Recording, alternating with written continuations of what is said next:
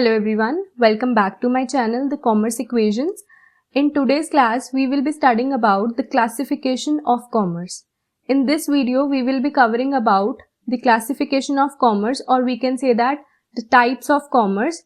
We have two parts, that is first one is trade and the second one is auxiliaries to trade. So before getting into this video, do subscribe the channel, like, comment and share this video.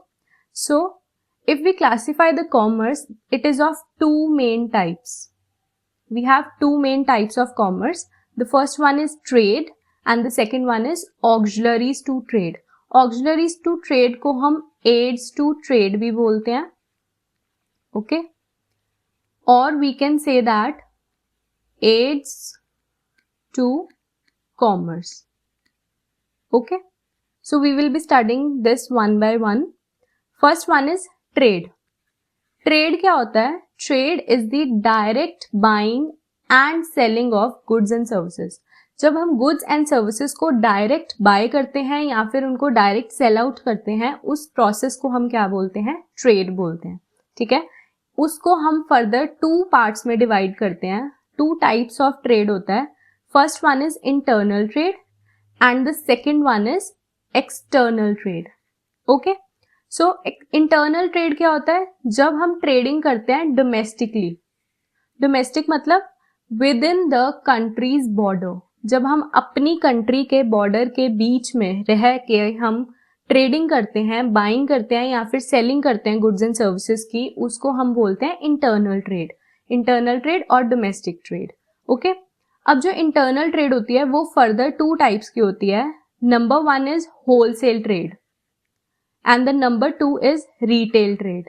Wholesale trade होता है जब हम goods को bye करते हैं bulk में from the manufacturer और उसको फर्दर सेल आउट करते हैं किसको? रिटेलर को. ठीक है, मतलब कि मैन्युफैक्चरर, मैन्युफैक्चरिंग यूनिट और हमारा जो रिटेल होता है उसके बीच में जो मिडल मैन होता है उसको हम क्या बोलते हैं? होलसेल, होलसेलर या फिर होलसेल ट्रेड करने वाला. ठीक है, होलसेल ट्रेडिंग. ओके, तो होलसेल ट्रेडिंग क्या होता है? जब हम गुड्स को बाय करते हैं बल्क में फ्रॉम द मैन्युफैक्चरर और उसको आगे सेल आउट करते हैं रिटेलर को, उसको हम कहते हैं wholesale trade. Second one is retail trade. Retail trade क्या होता है? जब हम डायरेक्टली गुड्स को सेल आउट करते हैं कस्टमर को. ठीक है, यहां पर रिटेलर को बेचना था तो होलसेल ट्रेड था. जब रिटेलर फाइनल कस्टमर को प्रोडक्ट सेल आउट करता है उस ट्रेडिंग को हम क्या बोलते हैं? रिटेल ट्रेडिंग बोलते हैं. Okay, next is external trade. External trade मतलब कि क्या होता है? जब हम इंटरनेशनली ट्रेडिंग करते हैं. इंटरनल ट्रेड वाज डोमेस्टिकली और external trade is international. International मतलब बिटवीन टू और मोर कंट्रीज के साथ जब हम ट्रेडिंग करते हैं, उनके साथ गुड्स को बाय कर, उनके से गुड्स को बाय करते हैं या फिर हम उनको अपने गुड्स को सेल आउट करते हैं, उस चीज को हम क्या बोलते हैं? एक्सटर्नल ट्रेड बोलते हैं. एक्सटर्नल ट्रेड जो है वो फर्दर थ्री टाइप्स की है. Number one is import trade, number two is export trade, number three is entry port trade. ठीक है, इंपोर्ट ट्रेड क्या होता है? जब हम गुड्स को बाय करते हैं फ्रॉम दी अदर कंट्रीज. ठीक है, इंपोर्ट करना, उनके गुड्स को बाय करके अपने कंट्री में लेकर आना. Buying goods from the other countries, that is known as import trade. Export trade क्या होता है? सेल आउट करना गुड्स को अदर कंट्रीज को. ठीक है, जब हम गुड्स को सेल आउट करते हैं अदर कंट्रीज को तब हम उसको क्या बोलते हैं? एक्सपोर्ट ट्रेड बोलते हैं. और एंट्री पोर्ट ट्रेड क्या होता है? गुड्स को इंपोर्ट करना from one country, importing the goods from one country and exporting them to the another without using them in between. खरीदना एक कंट्री से और उनको यूज ना करके सेल आउट करना किसी दूसरी कंट्री को, उसको हम क्या बोलते हैं? Entry port trade. ठीक है, this is all about trade. Second हमारा जो क्लासिफिकेशन का सेकेंड पॉइंट था, that is auxiliaries to trade. Auxiliaries to trade को हम क्या क्या बोलते हैं? एड्स टू ट्रेड भी बोलते हैं और we can say that aids to commerce. Okay, तो auxiliaries to trade, aids to trade, aids to commerce, one and the same thing. इसका मतलब क्या होता है, वो सर्विसेज जो हेल्प करती हैं ट्रेड फंक्शन को स्मूथली रन आउट करने में, उन सर्विसेज को हम बोलते हैं ऑक्सिलरीज टू ट्रेड। अब इसमें क्या क्या चीजें इंक्लूड होती हैं? Number 1 is transport and communication. Transport and communication, transport helps in the movement of goods and services from one producer to the customer. जो गुड्स को प्रोड्यूसर से कस्टमर तक पहुंचाते हैं, उसके बीच में जो भी फंक्शन हेल्प करता है, that is transportation. Transportation can be roadways, railways, Airways, sewage, ये सारी ट्रांसपोर्टेशन जो हैं वो हमें हेल्प करती हैं, ठीक है। Communication services, communication services help करती हैं कनेक्ट करने में बायर और सेलर को।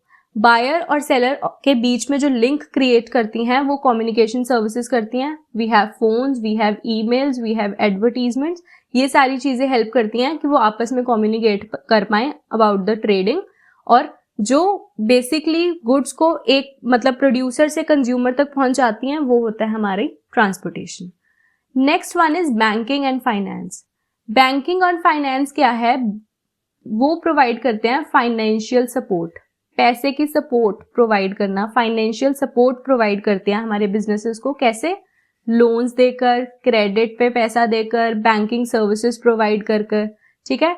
तो इससे क्या है, हमारी जो बिजनेसेस हैं, जो भी हमारी ट्रेडिंग है, वो स्मूथली फाइनेंशियल सपोर्ट लेकर वर्क कर सकती हैं। Facilitates smooth transactions through online banking होती है, क्रेडिट कार्ड्स होते हैं, एटसेट्रा, ठीक है।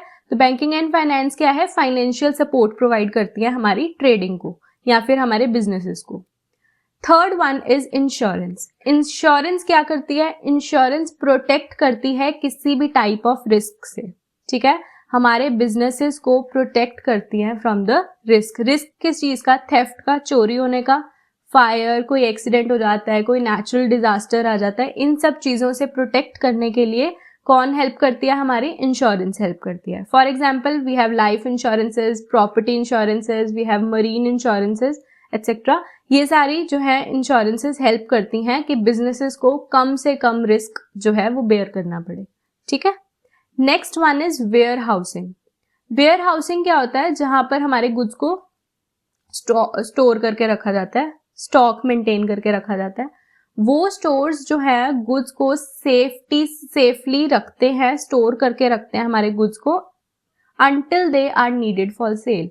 जब तक कोई चीज बिक नहीं जाती है, वो वेयर हाउस में रखी जाती है, ठीक है। तो वेयर हाउसिंग फैसिलिटी जो है वो ऐसी सर्विस है जो हमारे गुड्स को सेफली रखती है till they are needed for the sale, and it helps the businesses to maintain a steady supply of goods. Supply of goods जो है वो स्मूथ रहे, उसके लिए गुड्स को पहले ही वेयर हाउस में बनाकर रखा जाता है, ठीक है। Last one is advertising and marketing.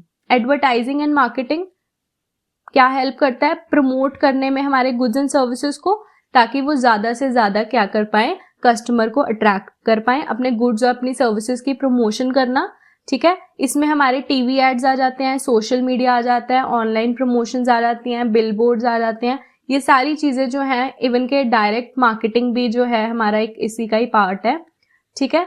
तो ये सब चीजें क्या करती हैं? हमें हेल्प करती हैं अपने गुड्स एंड सर्विसेज को प्रमोट करने के लिए, और ज्यादा से ज्यादा हम कस्टमर्स को क्या कर पाए? अट्रैक्ट कर पाए, ठीक है। So that's all for this video. अगर आपको कोई भी डाउट है, आप कॉमेंट डाउन कर सकते हो। So thank you so much.